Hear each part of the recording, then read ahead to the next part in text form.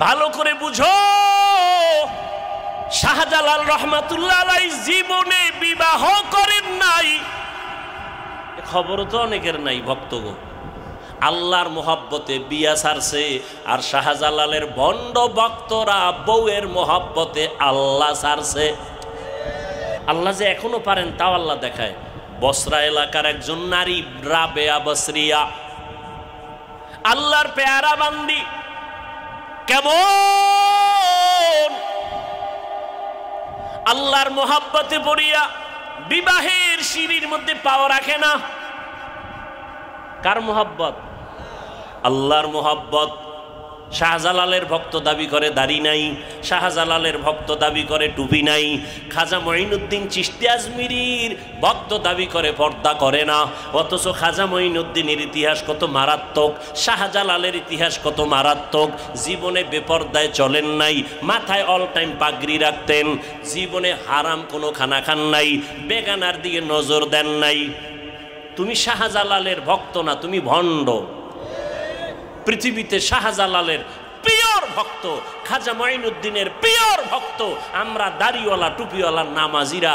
তোমরা যারা দাড়ি টুপি ছাড়া, তোমরা ভণ্ড। তোমাদের দ্বারা শাহজালালের বদনাম হয়, তোমাদের দ্বারা খাজা মঈনুদ্দিন চিশতি আজমিরির বদনাম হয়। আল্লাহ হেদায়াত দান করুন। শাহজালাল রহমাতুল্লাহ আলাইহি ইয়ামান থেকে আসছেন, মাথায় পাগড়ি, এক হাতে তাসবিহ আর এক হাতে লাঠি। সিলেটের জমিনে আসছেন ৩৬০ আউলিয়ার কাফেলা। ইতিহাস আপনারা জানেন। গৌর গোবিন্দ তখন মাস্তানি করে, শাহজালালের কাফেলাকে বলল ভেগে যাও। শাহজালাল বলে খবরদার, মুসলমান যেই কদম সামন দিকে দেয়, কোন বেঈমানের ভয়ে সে কদম আর পিছনে নেয় না। গৌর গোবিন্দ বলে তোমার সাথে বুঝাপড়া হবে, যুদ্ধ হবে। শাহজালাল বলে সুন্নতের লাঠি হাতে নিয়ে আসছি, যুদ্ধ হবে। হুজুরের হাতে লাঠি কেন? সন্ত্রাসী। হ্যাঁ, খুব কঠিন কথা। কোরবানির ঈদের দিন হুজুর ছুরি হাতে লয়ে ঘুরে কেন? কয় বড় সন্ত্রাসী। চিন্তা করছেন কত বড় বেয়াদব? হুজুরের হাতে যদি ছুরি নাই ঈদের দিন, সন্ত্রাসী না। ঘরের রাধুনি আম্মার কাছে ছুরি আছে, আম্মার কাছে দা আছে, বাংলা দা আছে, বড় আছে, ছোট আছে, অনেকগুলো ছুরি আছে। আম্মা জান রাধুনি রান্নার কাজ করবে, তার কাছে ছুরি থাকা দোষের না। কিন্তু তুমি একজন রাস্তার ব্যবসায়ী, তুমি রাস্তার পথিক, তোমার কাছে যদি ছুরি থাকে সন্দেহ করা যায় তুমি সন্ত্রাসী। কথা বলেন না কেন? আসমান থেকে আল্লাহ খানা দিয়েছেন বনি ইসরাইল মুসা নবীর উম্মতের। সন্ধ্যাবেলা ওই যে কুয়াশা বুঝেন না, নিশির পরে ওই কুয়াশার মতো হালুয়া পড়তো, বৃষ্টির মতো, জমিন ভরপুর হয়ে যায়, আর ছোট একটা পাখি বুনা করা এরকম পড়তেছে। আল্লাহ কয় মুসা মজা পাইয়া যেন রাইখা না দেয়, যখনেরটা তখনই যেন খেয়ে ফেলে। যদি আগামীকালের জন্য রাইখা দেয়, পরের দিন বন্ধ করে দিব। বনি ইসরাইলরা ওই বুনা গোশত আর হালুয়া খাইয়া যেই মজা পাইছে, আজকে সব খাইস না, কালকের জন্য রেখে দাও। যখন রেখে দিছে, পরের দিন থেকে আসমানের খানা বন্ধ হয়ে গেছে। নবী কয় এই বনি ইসরাইল বেশি চালাকি যদি না করত, আমার উম্মতরা ঘরে বয়ে খানা পাইত। একমাত্র আমার আল্লাহ। আল্লাহ বলেন এই মানুষের জন্য আমি পিওর খানার আয়োজন করেছি। ও মানুষ, আমি আল্লাহ পিপিলিকার খানা দেই। গর্তের পিপিলিকার খানা কে দেন? বলেন।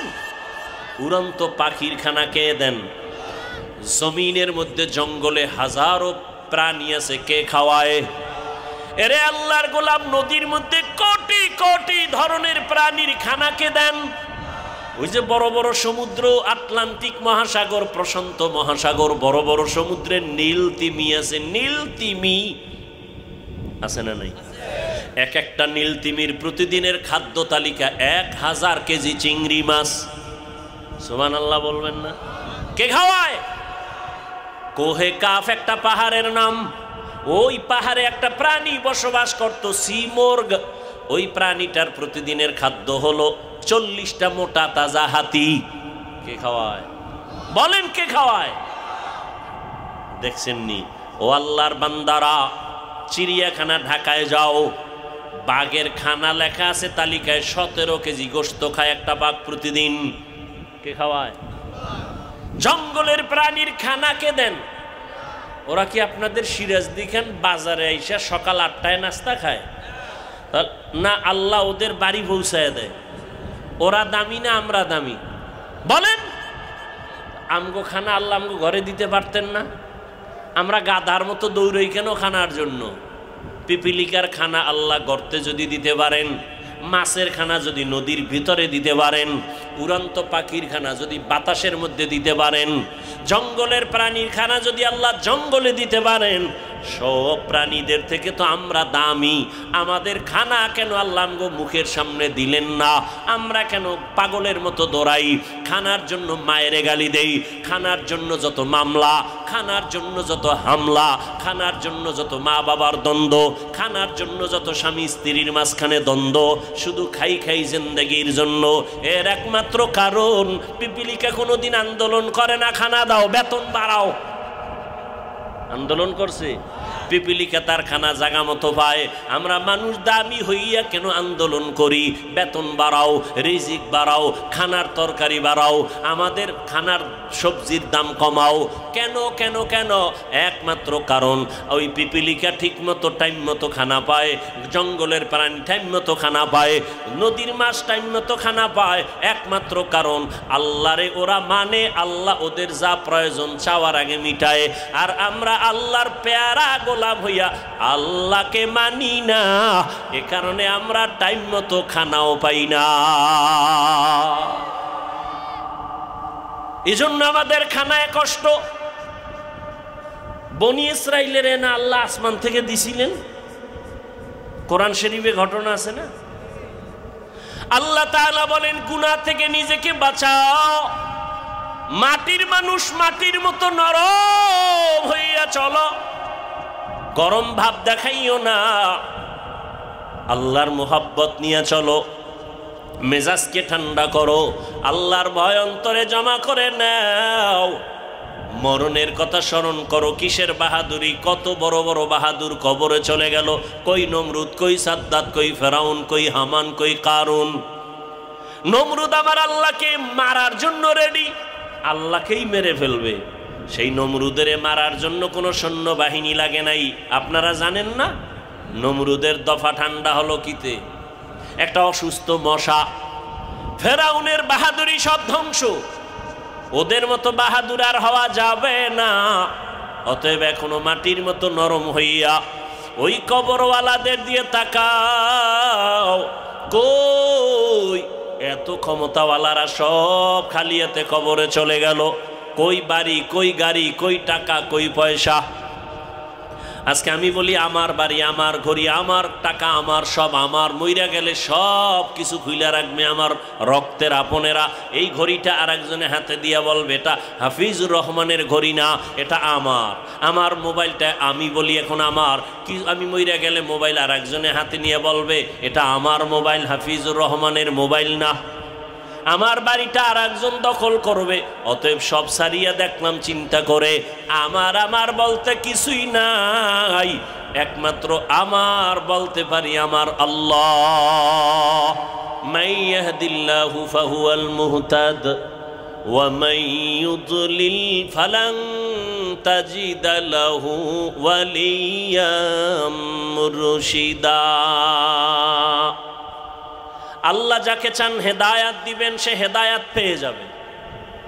আর আল্লাহ যদি কাউকে হেদায়াত দিবেন না বলেন তো সে হেদায়াত পাবে দূরের কথা, হেদায়াত পাওয়ার মতো কোনো পথ প্রদর্শক পাবে না, মুর্শিদও পাবে না। মুর্শিদ কোরআনের শব্দ, এটা বাংলায় লেখে মুর্শিদ, কোরআনের আরবি শব্দ, কোরআনের আয়াতের অংশ। মুর্শিদ মানে পথ ও প্রদর্শক, যে পথ দেখায় সে মুর্শিদ। কিসের পথ দেখায় বলেন? গাঞ্জা খাওয়ার পথ দেখায়, চুরির পথ দেখায়, কিসের পথ দেখায়? জান্নাতের পথ দেখায়। সে হলো মুর্শিদ। এই মুর্শিদ, একেই আমরা আবার ফার্সি ভাষায় বলি পীর। পীর শব্দটা ফার্সি শব্দ, মানে মুরব্বী। এই মুরব্বীর আরবি শায়েখ, আরবি হলো শায়েখ মানে মুরব্বী, ফার্সি ভাষা পীর। এই মুরব্বীকে যে মানিয়া চলে তাকে বলে মুরিদ। মুরিদ মানে গোলাম না, ইচ্ছা যিনি করে সে মুরিদ। মুরিদ মানে ইচ্ছা করা। কিসের ইচ্ছা করছে? জান্নাতে যাওয়ার। পথ চিনে না, তাহলে পথ যদি না চিনে, ভাই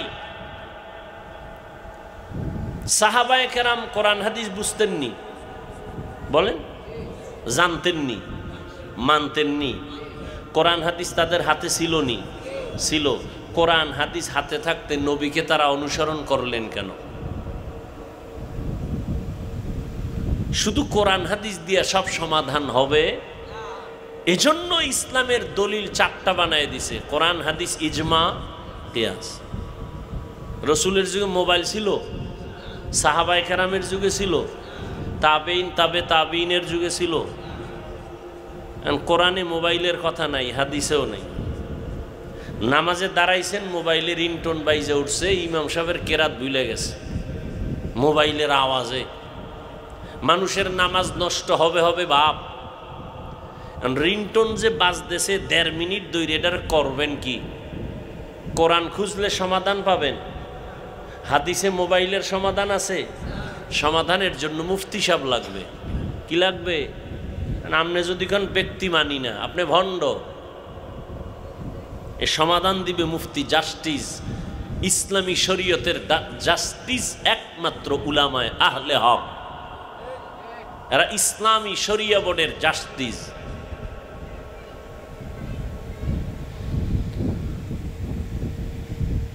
রহমতের নবী আসলেন মক্কা নগরীতে।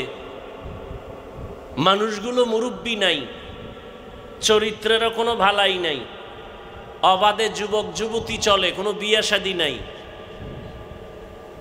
এ বিষয়ে অনেক কথা। নবীজি আসলেন, আল্লাহ 40 বছর পরে নবীর হাতে কি দিলেন? বলেন, কোরআন দিলেন।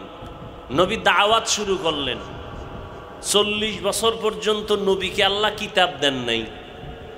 নবীও 40 বছর পর্যন্ত কোনো দাওয়াতের কাজও করেন নাই। নামাজের বয়ান নাই, রোজার বয়ান নাই, কালেমার বয়ান নাই, তেলাওয়াতের বয়ান নাই, জিকিরের বয়ান নাই। নবী চুপ। 40 বছরের ব্যক্তিটা কি অবুঝ, ছোট?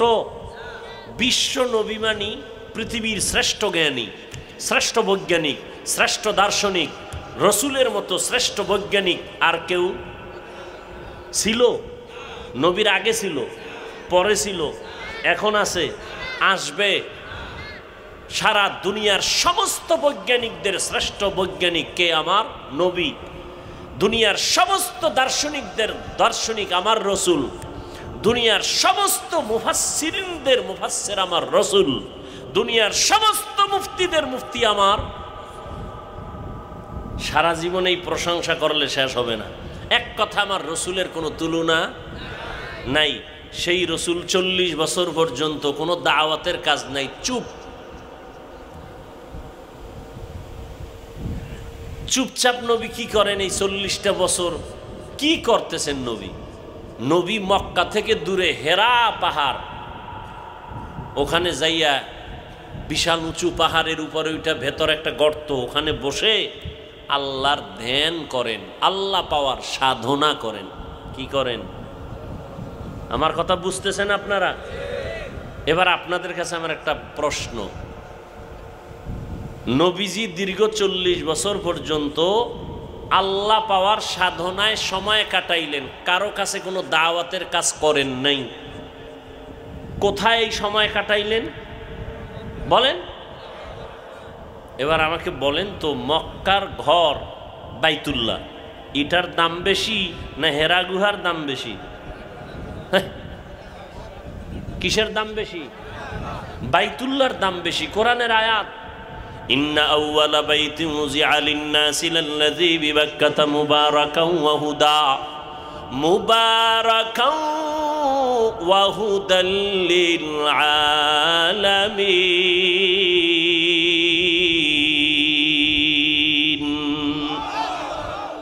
কোরআনের আয়াত। বাইতুল্লাহ কত দামি? বাইতুল্লাহর দিকে যে হাজী সাহেব যায় প্রথম তাকাইব, প্রথম নজর দিয়া যা বলবে তাই কবুল। বাইতুল্লাহ এমন একটা হেদায়াতের ঘর, যার এরিয়ার মধ্যে ঢুকলেই বান্দার যত বড় অন্যায়কারী হোক এখন আর তাকে গালি দেওয়া যাবে না, কারণ হাজাল বালাদিল নিরাপদ শহর। 13টারে জবাই কইরা বাইতুল্লাহর এরিয়ায় ঢুকছে, পৃথিবীর কোনো আদালত তাকে আর গ্রেফতারি পরোয়ানার অর্ডার দিতে পারবে না, হারাম। কোটি কোটি মানুষের জবাই করে যদি বাইতুল্লাহর এরিয়ায় ঢুকে পড়ে, পৃথিবীর কোনো আদালত তার বিরুদ্ধে কোনো অ্যাকশন নিতে পারবে না, হারাম। ওখান থেকে বের হইলে সাইজ করো, যতক্ষণ বাইতুল্লাহর এরিয়ার মধ্যে থাকবে চোখ দিয়ে গরম নজরে তাকানো হারাম। এত দামি বাইতুল্লাহ, যেই বাইতুল্লাহর এরিয়ার মধ্যে একবার যদি বলে সুবহানাল্লাহ, 1,00,000 বার সুবহানাল্লাহর সওয়াব। যেই বাইতুল্লাহর এরিয়ায় দাঁড়ায় বলবে আল্লাহ, কয়বার? একবার বলবে 1,00,000 বার বলার সওয়াব। যেই বাইতুল্লাহর দিকে শুধু তাকায় থাকবে, কিছু পড়বে না, এমনি তাকায় থাকবে, যতক্ষণ তাকাইবে ততক্ষণ সওয়াব। সেই বাইতুল্লাহ দামি না হেরা পাহাড় দামি?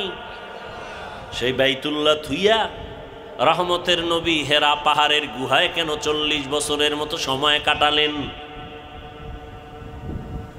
এই জবাব আমার দেশের উলামায়ে কেরাম যদি ভালো করে গবেষণা করতেন, অনুধাবন করতেন, কোনোদিন পীর আউলিয়ার খানকার বিরোধিতা করত না। আউলিয়ারা কারে উকবা ইখতিয়ার, জাহেলারা কারে দুনিয়া ইখতিয়ার। মাইলে মোমেন সোয়ে মোমেন মিশাওয়াদ, মাইলে কাফের সোয়ে কাফের মিশাওয়াদ। আমরা আহলে হক, যারা হক তাদেরকে সম্মান করি, মহব্বত করি। যারা ভণ্ড বাতিল তাদেরকে আমরা মহব্বত করি না। কেন? যে আল্লাহর দুশ্মন সে আমাদেরও দুশ্মন, যে রসুলের দুশ্মন সে আমাদেরও দুশ্মন। সোজা কথা।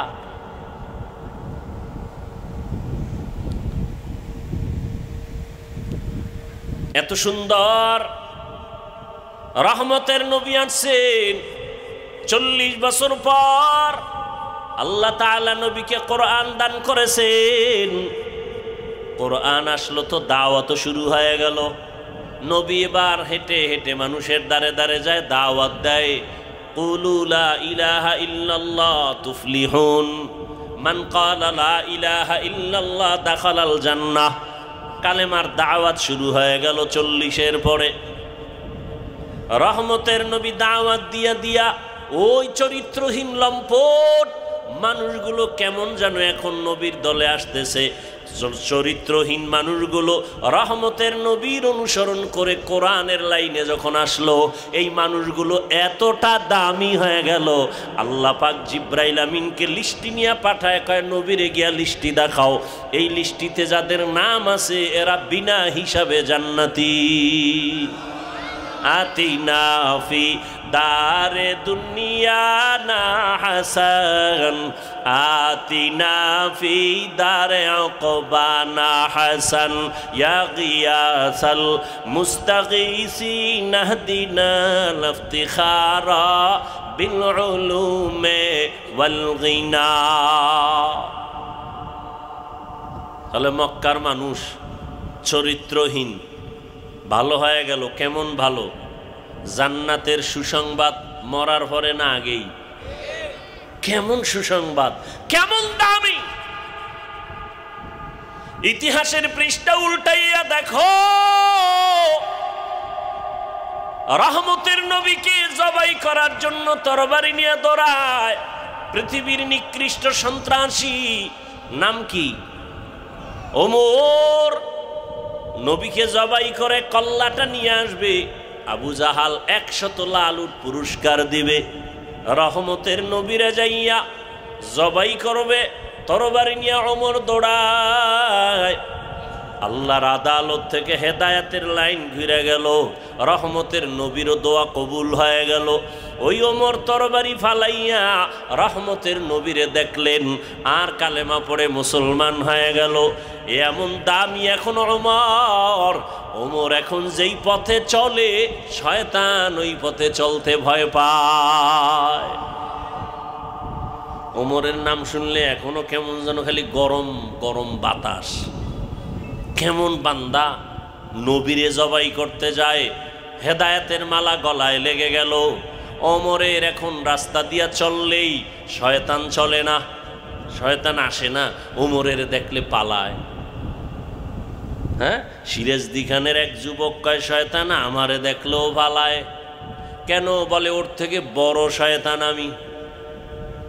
কারণ এই পরিমাণ আকাম আমি করতে পারি, শয়তান ওই আকামের খবরই জানে না।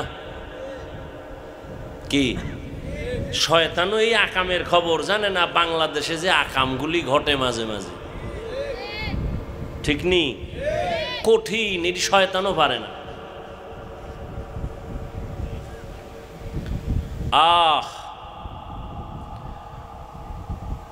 যুবক মদের বোতল নিয়ে রাস্তা দিয়ে হাঁটে, হঠাৎ করে নজর করে দেখছে ওমর আসতেছে। ওমর ভয় পেয়ে গেছে। ওমর মানি কথার আগে তরবারি। মদের বোতল ফালাইলে ওমরের নজর পড়ে গেছে, ফালাইলে মাইরের আর বাঁচার উপায় নেই, মাইর খাওয়া লাগবে, মদের বোতল ফালাই আর না ফালাই। এবার দিল খুইলে আল্লাহরে ডাক দিছে, আল্লাহ ওমরের তে বাঁচাও, জীবনে আর মদ পান করবো না। ওমর তো কাছে আইয়েই কয়, বোতলটা দে। যুবক দেয় না, ভয় কয় দে। যুবক যখন মদের বোতল ওমরের হাতে দেয়, শরীরটা কাঁপতেছে, অন্তর কাঁপতেছে, আল্লাহর কাছে কান্না করেছে, দোয়া করেছে, আল্লাহর মদ পান করবো না, ওমরের হাত থেকে বাঁচাও। ওমর বোতল নিয়ে দেখে এক ফোঁটা মদও বোতলে নাই, পুরা বোতল সাদা দুধে ভরা।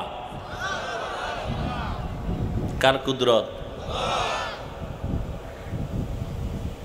দিনের বেলা রাজনীতি করে, রাষ্ট্র পরিচালনা করে, রাতের বেলা এলাকায় ঘুরে ঘুরে খবর নেয় চুপে চুপে। হঠাৎ নজর করে দেখে বাগানের মধ্যে বাতি জ্বলে, গিয়ে দেখে ছোট একটা ঘর, ওমর চুপচাপ দাঁড়ানো একা, কেউ দেখে না, ওমর একা দাঁড়ানো। শুনতেছে দুই মহিলার আওয়াজ, একজন মা আর একজন মেয়ে। মা বলতেছে, এই কলিজার সন্তান, বাজারে দুধ বিক্রি করতে নিয়ে যাবি, গাভীর দুধ, পানি বেশি দিয়ে নিস।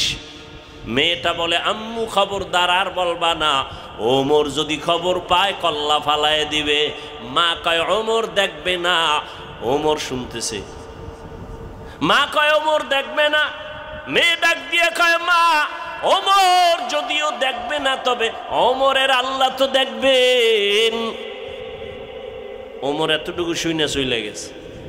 পরের দিন ওই মেয়ে মা দুজনকে ডাকছে আদালতে। কে ডাকছেন? ওমর ডাইকা কয়, ভয় তো পাইয়েই গেছে। ওমর বলে, কোনো ভয় নাই, আমার এরিয়ার মধ্যে আপনাদের মতো ধন্য সন্তান পাওয়া বড় কঠিন। আপনার মেয়ে বড় ভালো মেয়ে, বড় চরিত্র সুন্দর, বড় আদবওয়ালা, আল্লাহর ভয় তাকওয়াওয়ালা। বলে, হ্যাঁ। আমি অন্যায়ের পথ দেখাইলেও মেয়ে পথ দেখতে চায় না। ওমর কয়, লাখ কোটির মধ্যে এরকম একটা মেয়ে পাওয়া কঠিন। আপনি যদি মা হিসাবে খুশি হয় বলেন, আমি আপনার মেয়েটাকে আমি ওমরের ছেলের জন্য নিতে চাই। মেয়ে কি বলবে? হবে না কি? মেয়ের মা খুশি, ওমরের ছেলের সাথে বিয়া হয়ে গেল সেই মেয়ের। আর সেই মেয়ের বংশে ফুটন্ত আকাশের চাঁদ, আর এক চাঁদ আসছে জমিনে। ওই ব্যক্তির নাম ওমর ইবনে আব্দুল আজিজ। ওই মেয়ের বংশ, ওই মেয়ের গর্বের এক ধারায়।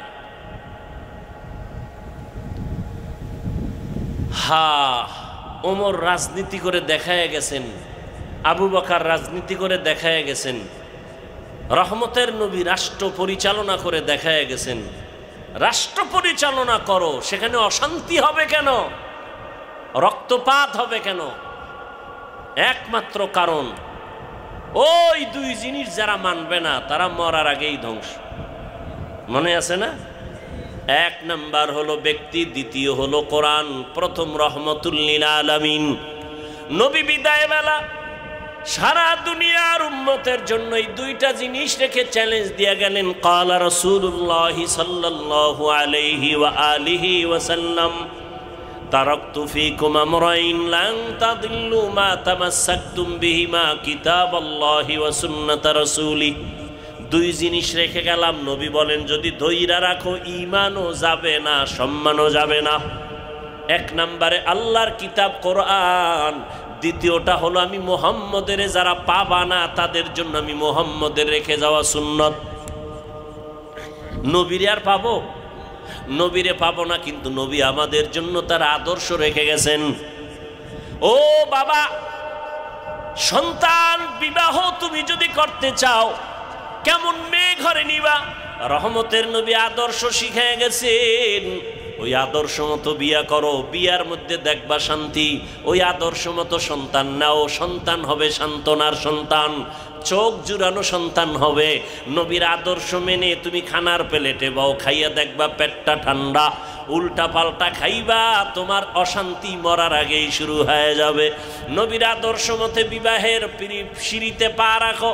নবী বলেন বিয়ার আগে ভালো মা ঘরে নাও, এমন একটা মা ঘরে নাও। বলে কেমন মা? বলে যেই ফল খাইতে চাও গাছটা ভালো হলেই তো ফল ভালো। মা যদি ভালো হয় তো সন্তান ভালো। একটা ভালো সন্তানের মা বাবা হয় যদি কবরে যাও, তুমি মরিয়াও অমর। একটা সন্তান ইঞ্জিনিয়ার হোক বাধা নাই, ডাক্তার বানাও বাধা নাই, প্রফেসর বানাও বাধা নাই, এসপিডিসি বানাও বাধা নাই। সন্তান যদি তেলাওয়াত করে, নামাজ পড়ে, মা বাবার জন্য দোয়া করে, এই সন্তান মা বাবার জন্য নাজাতের জরিয়া হবে। এরকম মা ঘরে আনছেননি? খবর নেই।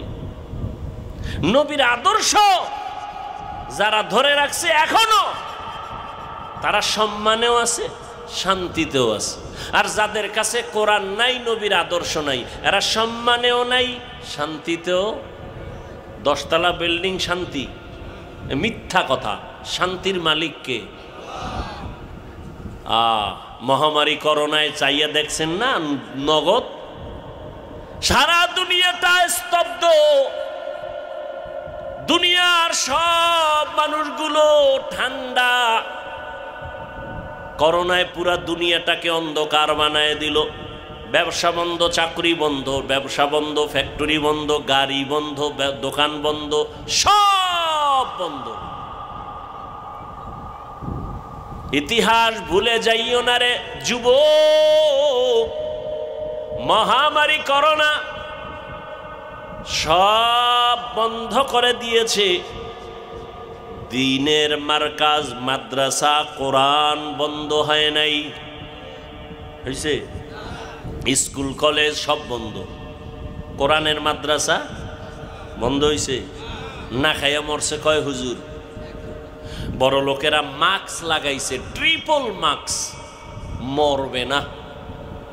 যমুনা গ্রুপের মালিক তো মইরা শুটকি হয়ে গেছে, মরে নাই। সিঙ্গাপুরে স্পেশাল ফ্লাইটে নাও, কত হাজার কোটি টাকা চাও, নাও ডাক্তার, প্রাণ ভিক্ষা দাও, পেরেছে? মাস্ক বাঁচাইতে পারে? অথচ সেই সময় শত শত করোনার লাশ।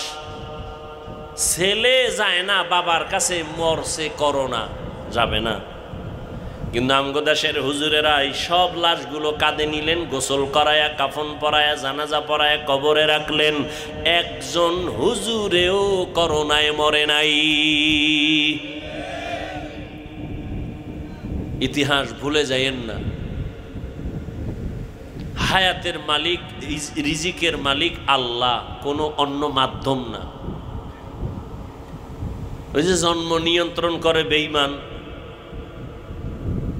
এই সব বেঈমানরা এগুলো বাজারজাত করছে দুইটা স্লোগান দিয়া, মানুষের ব্রেন ওয়াশ করছে। কি?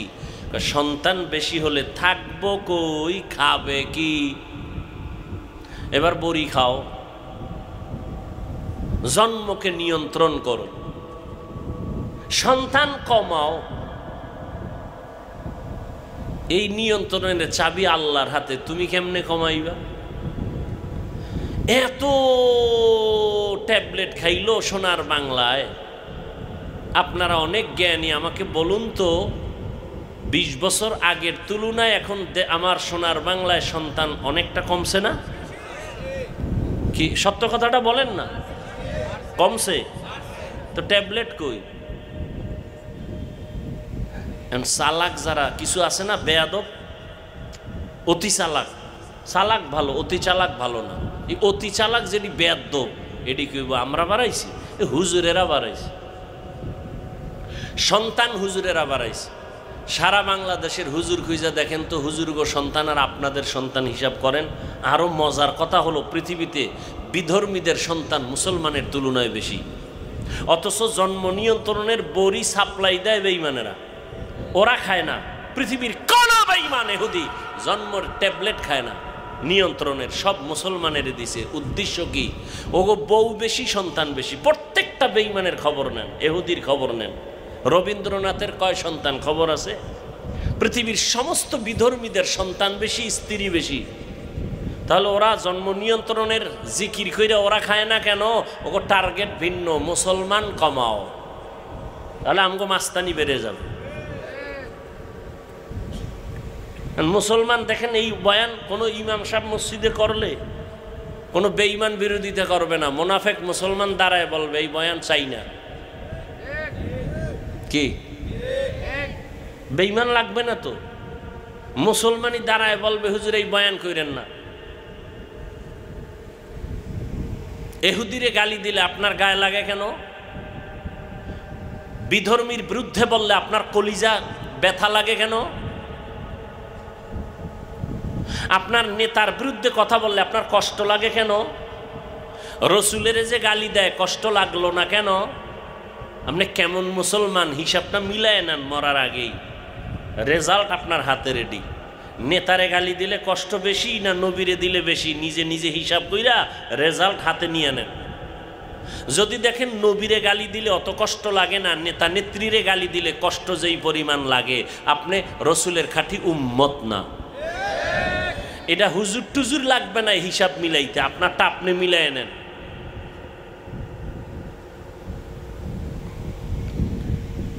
আল্লাহ শ্রেষ্ঠত্ব দান করেছেন, শ্রেষ্ঠত্ব ধরে রাখার জন্য কোরআন লাগবে, রসুলের আদর্শ লাগবে। আমাকে যুবক বাবার একটু জবাব দাও, রসুলের রেখে যাওয়া সুন্নতের আদর্শ পালন করবে, মানবে হিন্দু, বৌদ্ধ, ইহুদি, খ্রিস্টান? তোমরা বলো কারা মানবে? কোন দেশের মুসলমান? কোন দেশের? সারা দুনিয়ার, শুধু ওই বাংলাদেশ বাদ, তা সিরাজদি খান বাদ। তুমি মানো না কেন? নবীর আদর্শ মতো। আচ্ছা বলো তো, রসুলের আদর্শ থেকে আরো সুন্দর আদর্শ কারো কাছে আছে? কোরআন শরীফ নাই, মানুষ কোরআন লইলে বিশ্বাস বেশি করে, ধৈর্য দেখাইতাম, এরপর কসম খাই, আল্লাহর কসম। যদি কেউ দাঁড়ায় বলতে পারো হাফিজ ভাই নবীজির আদর্শ থেকে আরো সুন্দর আদর্শ শেখ মুজিবুর রহমান সাহেবের আদর্শ, থামেন, আমারটা শেষ করতে দেন।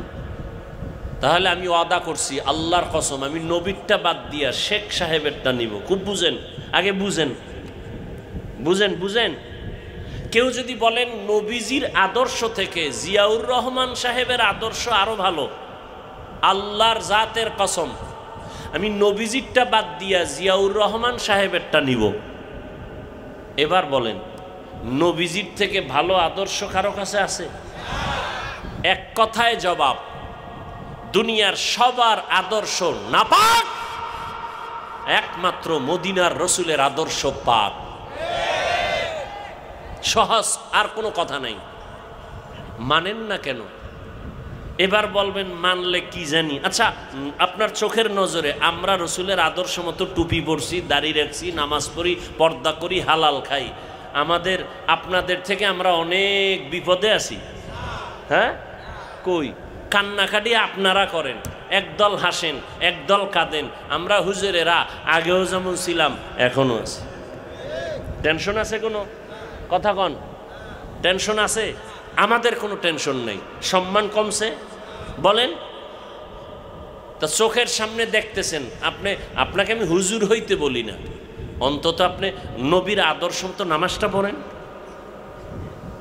আবাদ দেন হুজুর বাদ। রসুলের আদর্শ মানিয়া চলে আপনাদের লাইনে এমন কেউ নাই?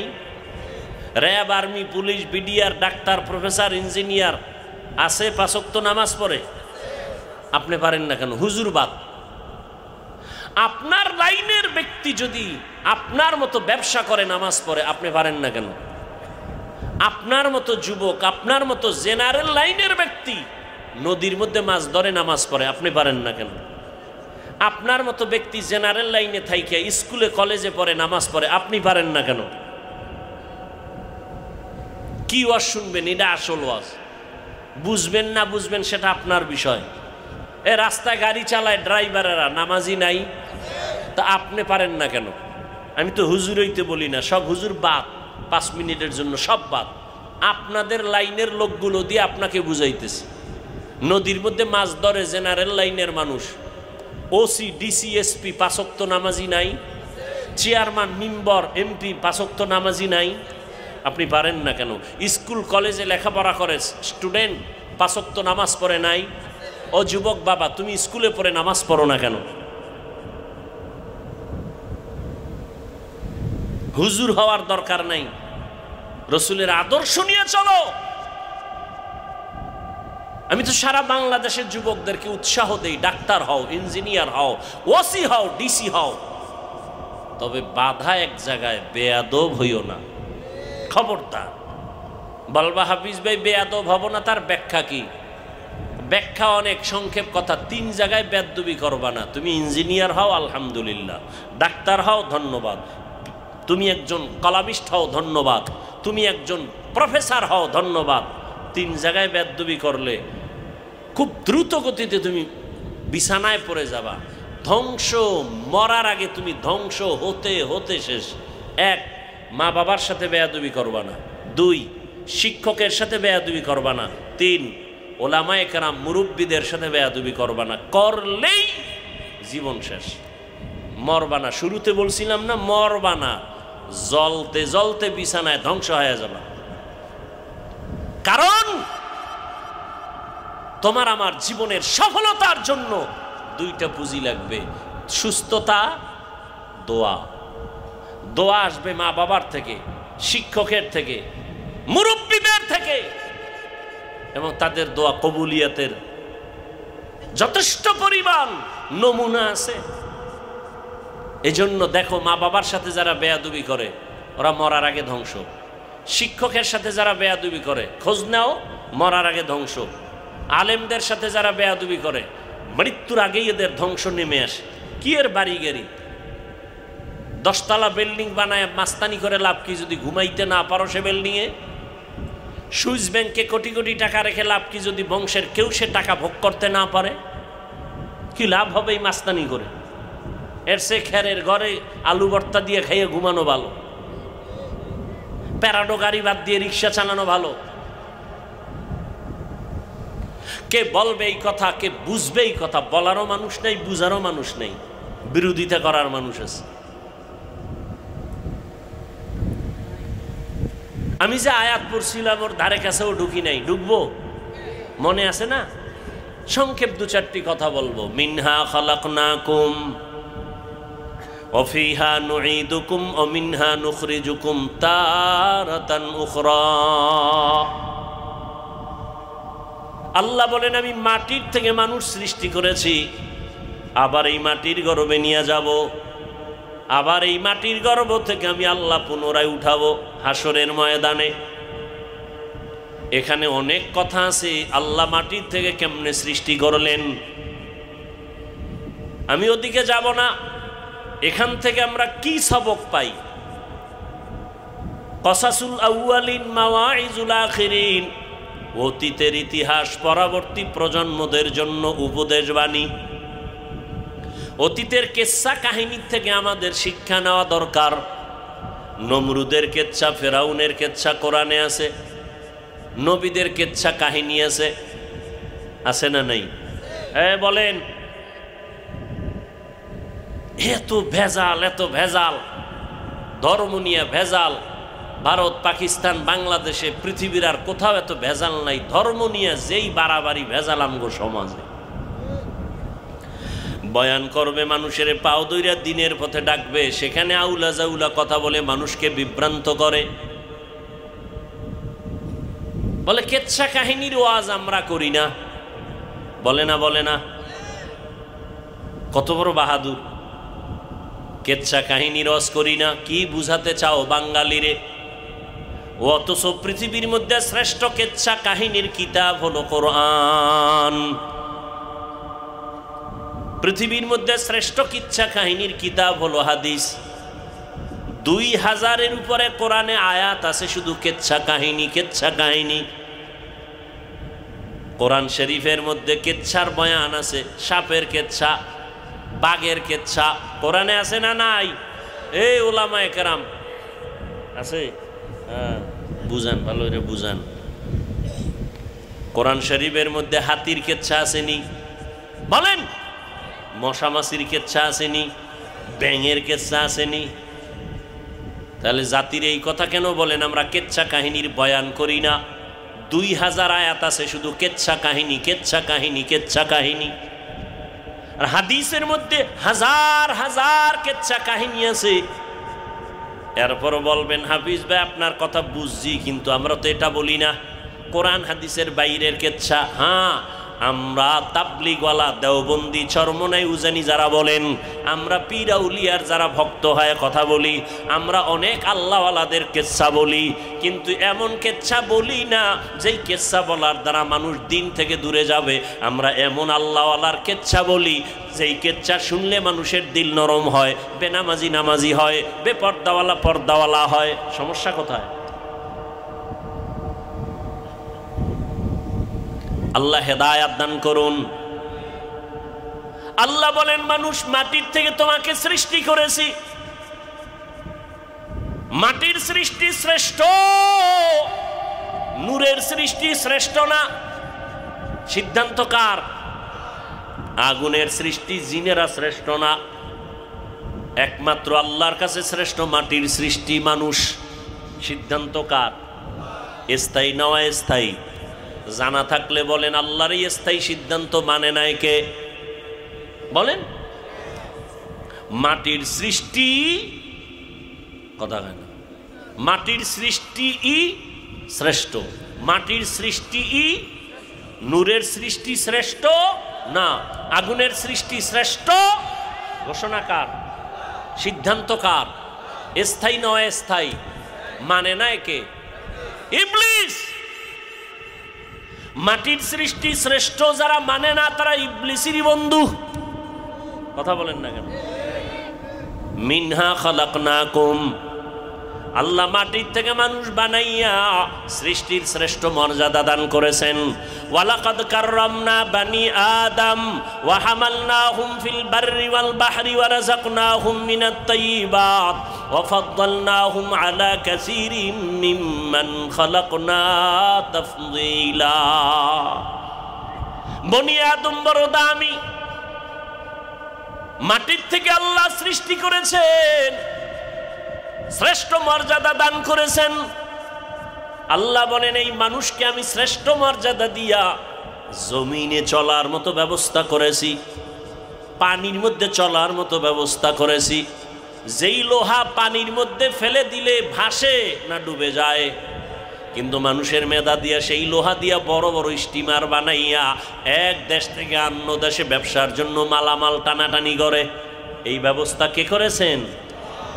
একমাত্র আমার আল্লাহ। আল্লাহ বলেন এই মানুষের জন্য আমি পিওর খানার আয়োজন করেছি। ও মানুষ, আমি আল্লাহ পিপিলিকার খানা দেই। গর্তের পিপিলিকার খানা কে দেন? বলেন, উড়ন্ত পাখির খানা কে দেন? জমিনের মধ্যে জঙ্গলে হাজারো প্রাণী আছে, কে খাওয়ায়? এরে আল্লাহর গোলাম, নদীর মধ্যে কোটি কোটি ধরনের প্রাণীর খানা কে দেন? ওই যে বড় বড় সমুদ্র, আটলান্টিক মহাসাগর, প্রশান্ত মহাসাগর, বড় বড় সমুদ্রে নীল তিমি আছে। নীল তিমি আছে না নাই? এক একটা নীল তিমির প্রতিদিনের খাদ্য তালিকা 1000 কেজি চিংড়ি মাছ। সুবহানাল্লাহ বলবেন না? কে খাওয়ায়? কোহে কাফ একটা পাহাড়ের নাম। ওই পাহাড়ে একটা প্রাণী বসবাস করত, সিমোর্গ। ওই প্রাণীটার প্রতিদিনের খাদ্য হলো 40টা মোটা তাজা হাতি। কে খাওয়ায়? বলেন, কে খাওয়ায়? দেখছেননি? ও আল্লাহর বান্দারা, চিড়িয়াখানা ঢাকায় যাও, বাঘের খানা লেখা আছে তালিকায়, 17 কেজি গোশত খায় একটা বাঘ প্রতিদিন। কে খাওয়ায়? জঙ্গলের প্রাণীর খানা কে দেন? ওরা কি আপনাদের সিরাজ দিখান বাজারে আইসা সকাল 8টায় নাস্তা খায় না? আল্লাহ ওদের বাড়ি পৌঁছায় দেয়। ওরা দামি না আমরা দামি? বলেন, আমগো খানা আল্লাহ আমগো ঘরে দিতে পারতেন না? আমরা গাধার মতো দৌড়ই কেন খানার জন্য? পিপিলিকার খানা আল্লাহ গর্তে যদি দিতে পারেন, মাছের খানা যদি নদীর ভিতরে দিতে পারেন, উড়ন্ত পাখির খানা যদি বাতাসের মধ্যে দিতে পারেন, জঙ্গলের প্রাণীর খানা যদি আল্লাহ জঙ্গলে দিতে পারেন, সব প্রাণীদের থেকে তো আমরা দামি। আমাদের খানা কেন আল্লাহ আমগো মুখের সামনে দিলেন না? আমরা কেন পাগলের মতো দৌড়াই? খানার জন্য মায়েরে গালি দেই, খানার জন্য যত মামলা, খানার জন্য যত হামলা, খানার জন্য যত মা বাবার দ্বন্দ্ব, খানার জন্য যত স্বামী স্ত্রীর মাঝখানে দ্বন্দ্ব, শুধু খাই খাই জিন্দেগির জন্য। এর একমাত্র কারণ, পিপিলিকা কোনোদিন আন্দোলন করে না খানা দাও, বেতন বাড়াও। আন্দোলন করছে? পিপিলিকা তার খানা জাগা মতো পায়। আমরা মানুষ দামি হইয়া কেন আন্দোলন করি? বেতন বাড়াও, রিজিক বাড়াও, খানার তরকারি বাড়াও, আমাদের খানার সবজির দাম কমাও। কেন কেন কেন? একমাত্র কারণ, ওই পিপিলিকা ঠিক মতো টাইম মতো খানা পায়, জঙ্গলের প্রাণী টাইম মতো খানা পায়, নদীর মাছ টাইম মতো খানা পায়। একমাত্র কারণ, আল্লাহরে ওরা মানে, আল্লাহ ওদের যা প্রয়োজন চাওয়ার আগে মিটায়। আর আমরা আল্লাহর পেয়ারা গোলাম হইয়া আল্লাহকে মানি না, এ কারণে আমরা টাইম মতো খানাও পাই না। এজন্য আমাদের খানায় কষ্ট। বনি ইসরাইলের না আল্লাহ আসমান থেকে দিছিলেন? কোরআন শরীফে ঘটনা আছে না? আসমান থেকে আল্লাহ খানা দিছেন বনি ইসরাইল মুসা নবীর উম্মতের। সন্ধ্যাবেলা ওই যে কুয়াশা বুঝেন না, নিশির পরে ওই কুয়াশার মতো হালুয়া পড়তো, বৃষ্টির মতো, জমিন ভরপুর হয়ে যায়, আর ছোট একটা পাখি বুনা করা এরকম পড়তেছে। আল্লাহ কয়, মুসা মজা পাইয়া যেন রাইখা না দেয়, যখন একটা তখনই যেন খেয়ে ফেলে। যদি আগামীকালের জন্য রাইখা দেয়, পরের দিন বন্ধ করে দিব। বনি ইসরাইলরা ওই বুনা গোশত আর হালুয়া খাইয়া যেই মজা পাইছে, আজকে সব খাইস না, কালকের জন্য রেখে দাও। যখন রেখে দিছে, পরের দিন থেকে আসমানের খানা বন্ধ হয়ে গেছে। নবী কয়, এই বনি ইসরাইল বেশি চালাকি যদি না করত, আমার উম্মতরা ঘরে বয়ে খানা পাইত। আবার আল্লাহ মাঝে মাঝে, আল্লাহ যে এখনো পারেন তাও আল্লাহ দেখায়। বসরা এলাকার একজন নারী, রাবেয়া বসরিয়া, আল্লাহর পেয়ারা বান্দি, কেমন আল্লাহর মোহাব্বতে পড়িয়া বিবাহের সিঁড়ির মধ্যে পাও রাখে না। কার মোহাব্বত? আল্লাহর মোহাব্বত। আর আমগো এক যুবক সিরাজদি খানের বিয়া করে না, এরম আছে না? কেন? কয় জিদ করছে, মনের মাইয়াডারে ভাইল না কেন? মিশা করতেছি, বুঝাবার জন্য বলি। আবার তুই মনে করিস না যে হুজুরে আমারে মনে হয় জানিয়ে ফেলাইছে, চোরের মনে পুলিশ পুলিশ। তোরে আমি চিনি, তুই কোন জায়গায় আকাম করছো? শাহজালাল রহমাতুল্লাহ আলাইহি জীবনে বিবাহ করেন নাই, খবরও তো অনেকের নাই। ভক্তগো আল্লাহর মোহাব্বতে বিয়া ছাড়ছে, আর শাহজালালের ভণ্ড ভক্তরা বউয়ের মোহাব্বতে আল্লাহ ছাড়ছে। শাহজালালের ভক্ত দাবি করে দাড়ি নাই, শাহজালালের ভক্ত দাবি করে টুপি নাই, খাজা মঈনুদ্দিন চিশতি আজমিরির ভক্ত দাবি করে পর্দা করে না। অথচ খাজা মঈনুদ্দিনের ইতিহাস কত মারাত্মক, শাহজালালের ইতিহাস কত মারাত্মক। জীবনে বেপর্দায় চলেন নাই, মাথায় অল টাইম পাগড়ি রাখতেন, জীবনে হারাম কোনো খানা খান নাই, বেগানার দিকে নজর দেন নাই। তুমি শাহজালালের ভক্ত না, তুমি ভণ্ড। পৃথিবীতে শাহজালালের পিওর ভক্ত, খাজা মঈনুদ্দিনের পিওর ভক্ত আমরা, দাড়িওয়ালা টুপিওয়ালা নামাজিরা। তোমরা যারা দাড়ি টুপি ছাড়া, তোমরা ভণ্ড। তোমাদের দ্বারা শাহজালালের বদনাম হয়, তোমাদের দ্বারা খাজা মঈনুদ্দিন চিশতি আজমিরির বদনাম হয়। আল্লাহ হেদায়াত দান করুন। শাহজালাল রহমাতুল্লাহ আলাইহি ইয়ামান থেকে আসছেন, মাথায় পাগড়ি, এক হাতে তাসবিহ আর এক হাতে লাঠি। সিলেটের জমিনে আসছেন ৩৬০ আউলিয়ার কাফেলা। ইতিহাস আপনারা জানেন। গৌর গোবিন্দ তখন মাস্তানি করে, শাহজালালের কাফেলাকে বলল ভেগে যাও। শাহজালাল বলে খবরদার, মুসলমান যেই কদম সামন দিকে দেয়, কোনো বেঈমানের ভয়ে সে কদম আর পিছনে নেয় না। গৌর গোবিন্দ বলে তোমার সাথে বুঝাপড়া হবে, যুদ্ধ হবে। শাহজালাল বলে সুন্নতের লাঠি হাতে নিয়ে আসছি, যুদ্ধ হবে। হুজুরের হাতে লাঠি কেন? সন্ত্রাসী। হ্যাঁ, খুব কঠিন কথা। কোরবানির ঈদের দিন হুজুর ছুরি হাতে লয়ে ঘুরে কেন? কয় বড় সন্ত্রাসী। চিন্তা করছেন কত বড় বেয়াদব? হুজুরের হাতে যদি ছুরি নাই ঈদের দিন, সন্ত্রাসী না। ঘরের রাধুনি আম্মার কাছে ছুরি আছে, আম্মার কাছে দা আছে, বাংলা দা আছে, বড় আছে, ছোট আছে, অনেকগুলো ছুরি আছে। আম্মা জান রাধুনি রান্নার কাজ করবে, তার কাছে ছুরি থাকা দোষের না। কিন্তু তুমি একজন রাস্তার ব্যবসায়ী, তুমি রাস্তার পথিক, তোমার কাছে যদি ছুরি থাকে সন্দেহ করা যায় তুমি সন্ত্রাসী। কথা বলেন না কেন? ভালো করে বুঝো। ঈদের দিন আলেম হুজুরের হাতে, ইমামের হাতে ছুরি, এটা সন্ত্রাসীর জন্য না, বরং সমাজে শান্তির জন্য অস্ত্র হাতে নিছে। কি জন্য? শান্তি। হুজুরের হাতে ছুরি শান্তির জন্য। গরু জবাই করবে, মানুষ আনন্দে গোশত খাবে, ঠিক নেই? কিন্তু তুমি হুজুর না, তোমার হাতে যদি অস্ত্র এসে যায়, ছুরি এসে যায়, তাহলে এটা শান্তি না। তোমার ছুরি প্রমাণ করে অশান্ত, তুমি অশান্ত।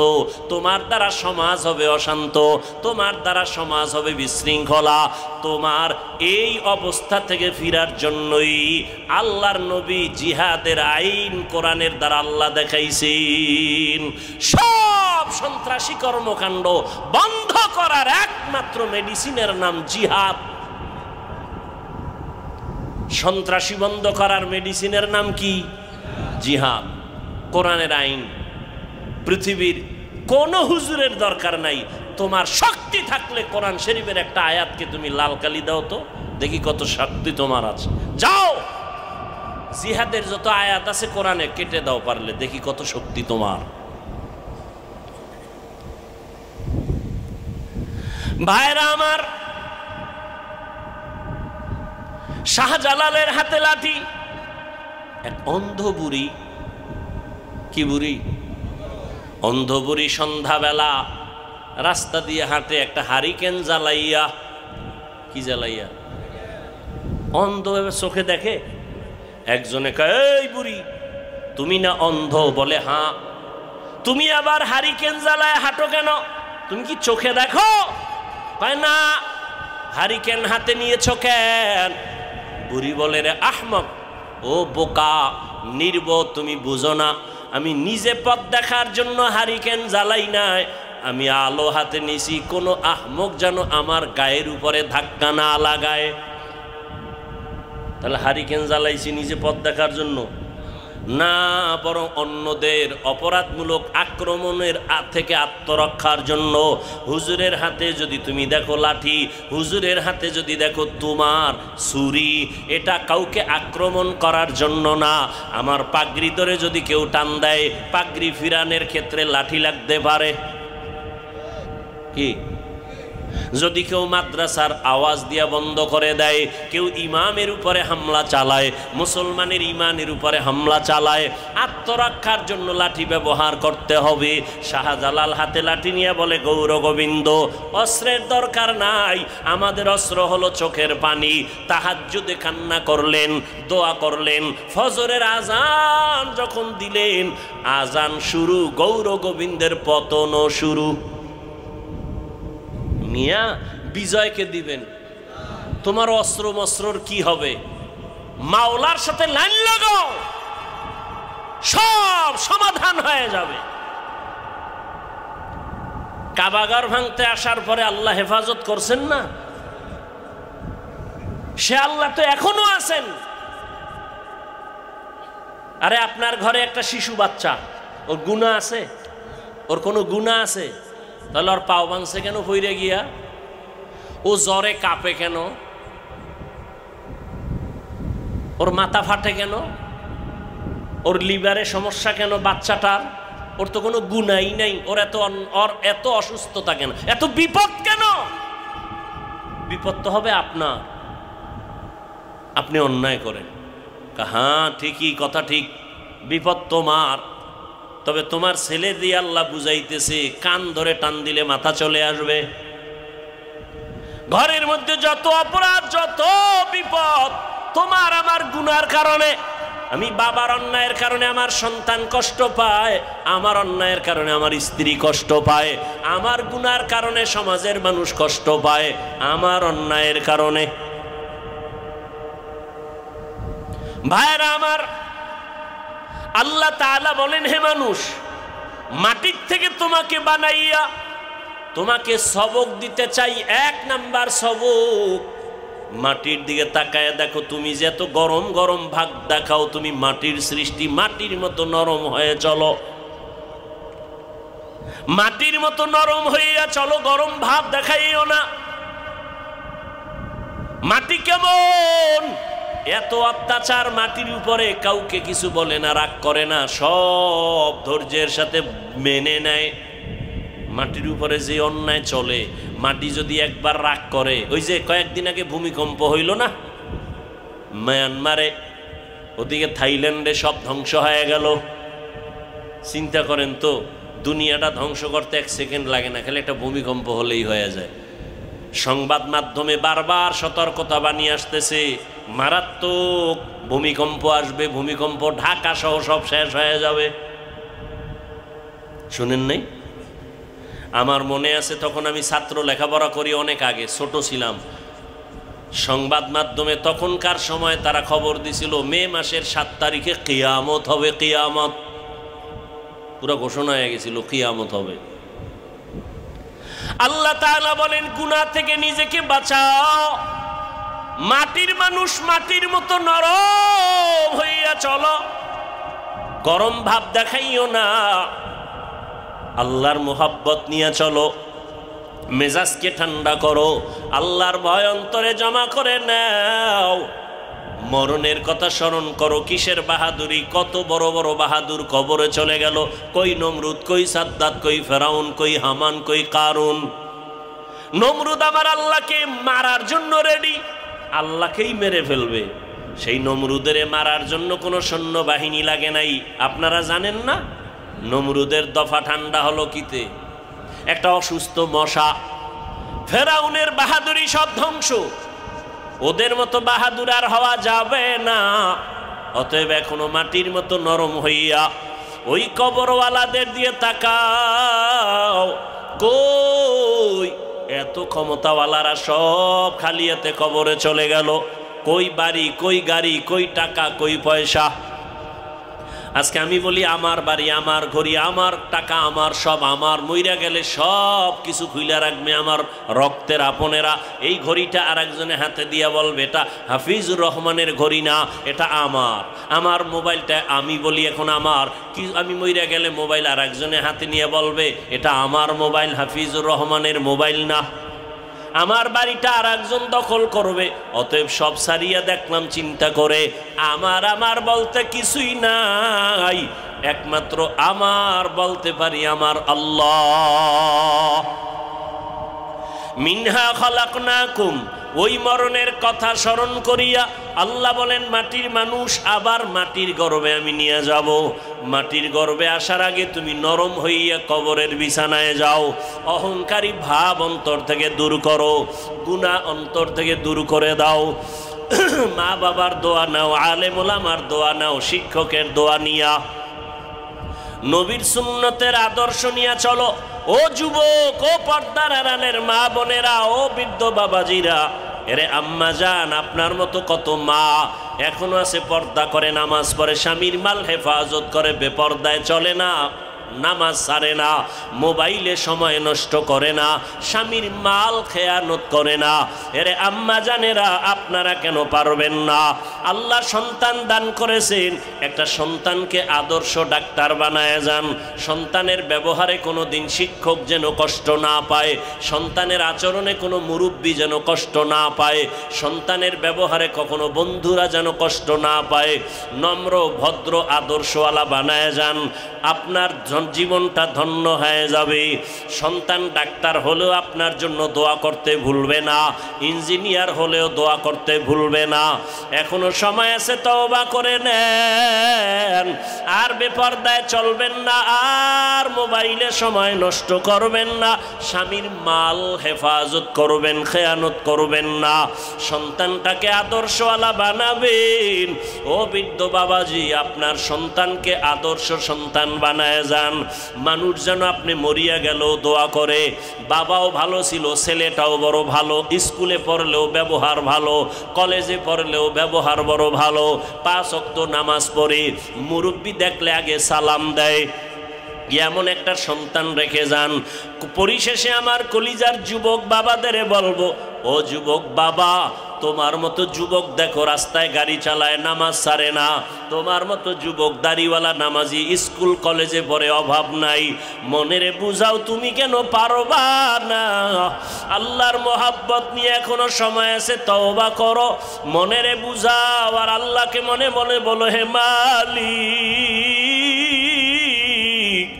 আমার মতো যুবক স্কুল কলেজে পড়িয়া যদি নামাজ পড়ে, আমার কপাল কেন খারাপ, আমি কেন নামাজ আদায় করতে পারি না? আমার মতো যুবক যদি র্যাব, আর্মি, পুলিশ, বিডিআরের চাকরি করে, নামাজ পড়ে, আমি কেন পারবো না?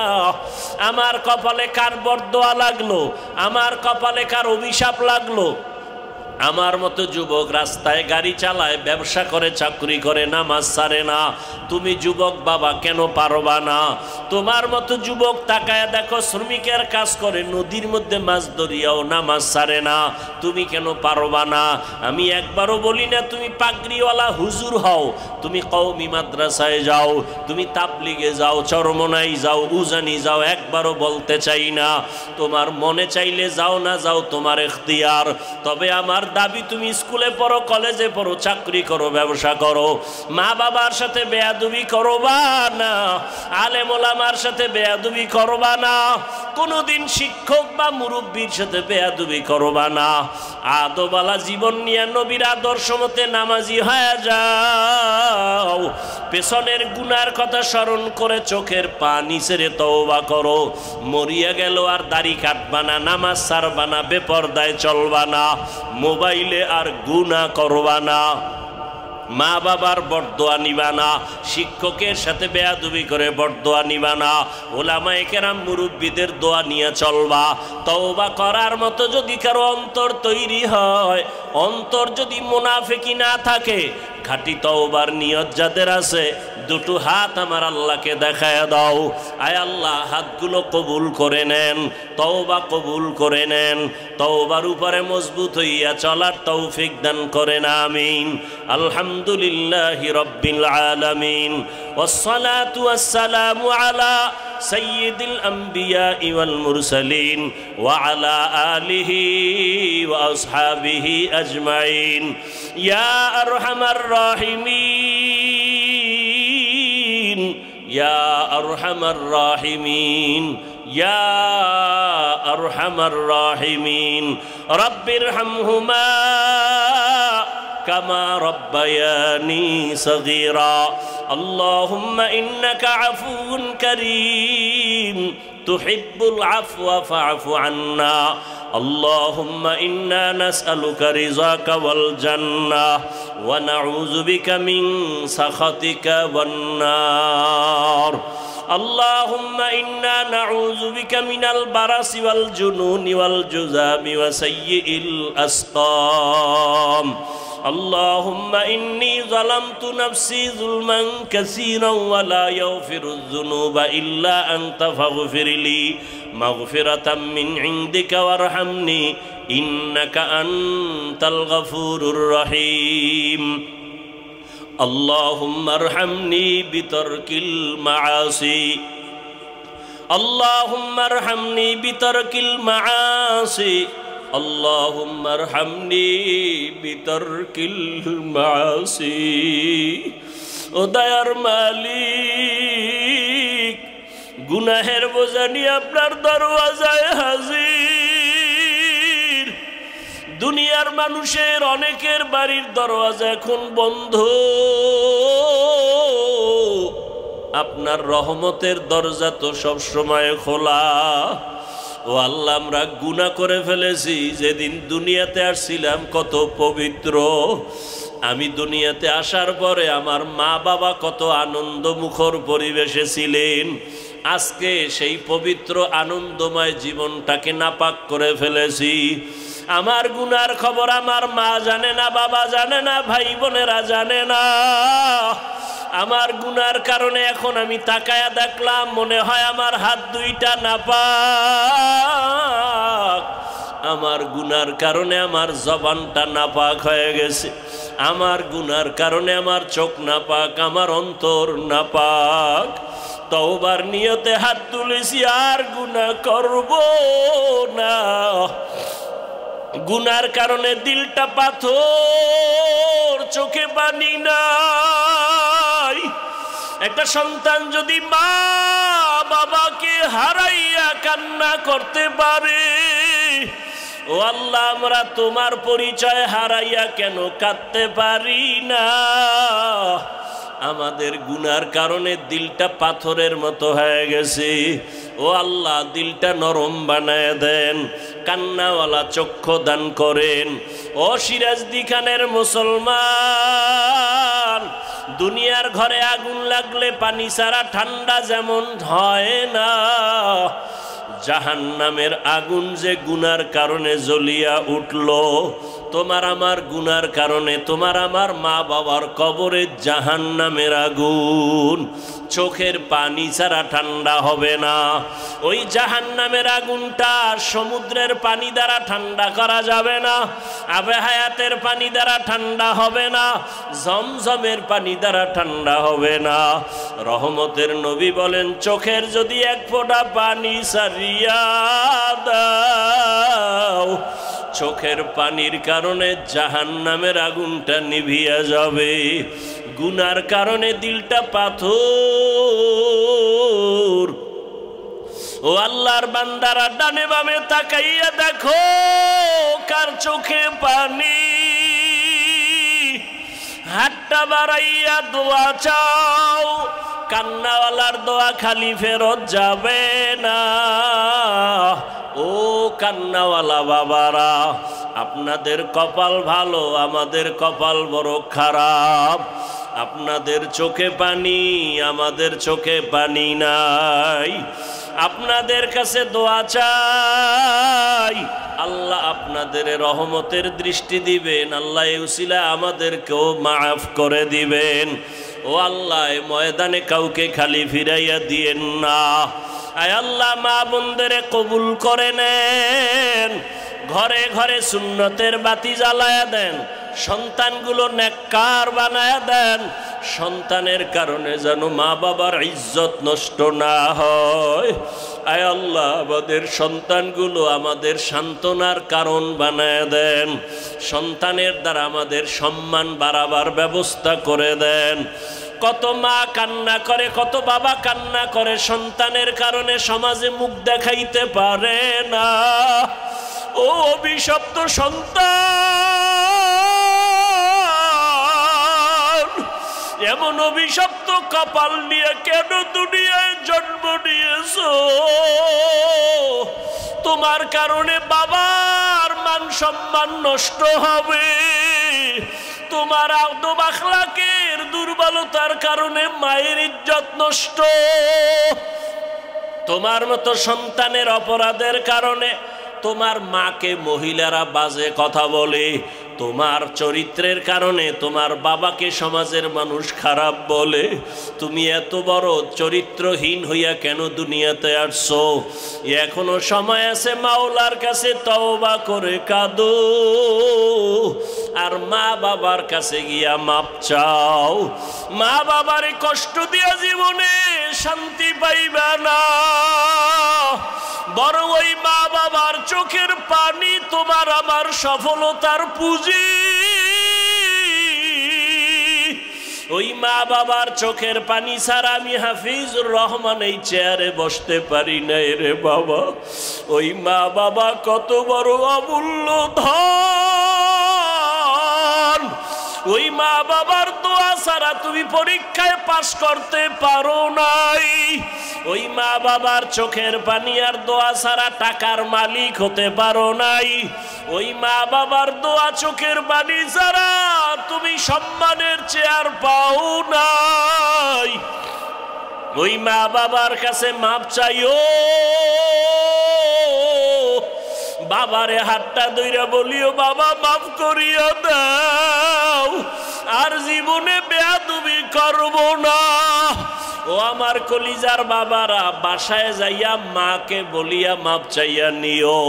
মাকে যদি বলো, আম্মু আজকে বয়ানের মধ্যে অনেক যুবকরা কাঁদলো, আমার চোখে পানি আসে নাই, গুনার কারণে আল্লাহ বেজার, কত বেয়াদবি করে ফেলেছি, মা তুমি আমার জন্য মাথায় হাত দিয়া দোয়া করে দাও, আমি আর বেয়াদবি করব না। যদি মাকে বলতে পারো, দেখবা মায়ের চোখে পানি। মা ডাক দিয়ে বলবে, বাবা আমি আমার মাওলার কাছে তোর জন্য কলিজা ভরে দোয়া করতেছি। মা ডাক দিয়া বলবে, হে আরশে আজিমের মালিক, আমার সন্তানটাকে মাফ করে দাও। মা দোয়া করলে তোমার কপাল খুলিয়া যাবে। আর এই ময়দানে জানি না কোন কপালওয়ালা মা হারা বাবা হারা ইয়তীম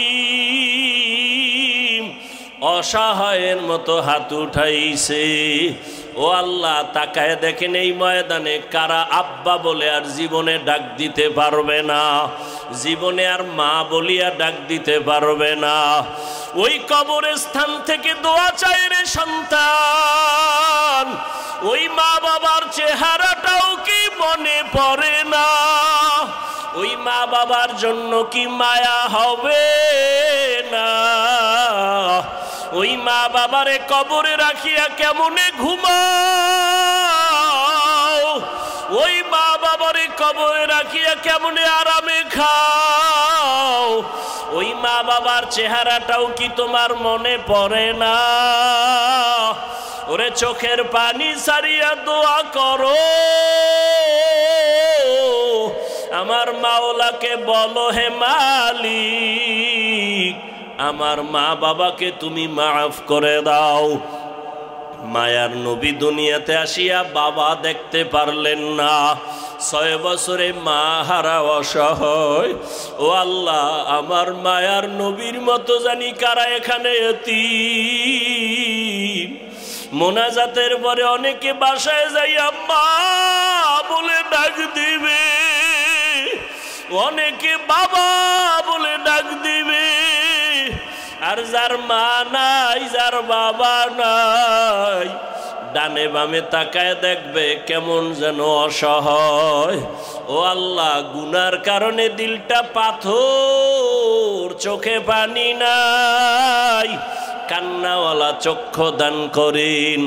সমস্ত কবরওয়ালাদেরকে জান্নাত দান করেন। যারা বেঁচে আছেন হায়াত বাড়ায় দেন, অসুস্থ যারা সুস্থ করে দেন। আল্লাহ, সারা দুনিয়ায় খেদমতের জন্য ইজ্জতের সাথে কবুল করে নেন। আয় আল্লাহ, সুন্নাতওয়ালা জীবন দান করেন। নবীজির রওজায় গিয়া সালাম দেওয়ার তৌফিক দান করেন। বাইতুল্লাহর গিলাফ ধরে লাব্বাইক বলার তৌফিক দান করেন। আয় আল্লাহ, 5 ওয়াক্ত নামাজি বানায়া দেন। আদবওয়ালা বিনয়ী জিন্দেগি দান করেন। আয় আল্লাহ, পেরেশানি দূর করে দেন। মাদ্রাসা মসজিদগুলো কবুল করে নেন। আয় আল্লাহ, অন্যান্য শিক্ষা প্রতিষ্ঠান নবীর আদর্শে কবুল করে নেন। আয় আল্লাহ, আমার কলিজার যুবকদের দিনের খাদেম বানায় দেন। মোবাইলের গুনাহের থেকে হেফাজত করেন। আয় আল্লাহ, সারা দুনিয়ার মুসলমানদের মাফ করে দেন। ফিলিস্তিনের ভেতর এক মুসলমানের কান্নার আওয়াজ। আয় আল্লাহ, কত আর রক্ত দেখব, মায়ের চোখে পানি, সন্তানের সামনে মায়ের লাশ। আয় আল্লাহ, বেঈমানের এত অত্যাচার সহ্য করা যায় না। আমাদের গুনার কারণে আপনি বেজার হইয়েন না রে আল্লাহ। মেহেরবানি করে নবীজির মোহাব্বতে দুনিয়ার সব মুসলমানের ইজ্জতের হেফাজত করেন আল্লাহ। গাজার মুসলমানের উপরে রহমতের চাদর দিয়ে দেন আল্লাহ। জালেমদের ধ্বংস করে দেন আল্লাহ।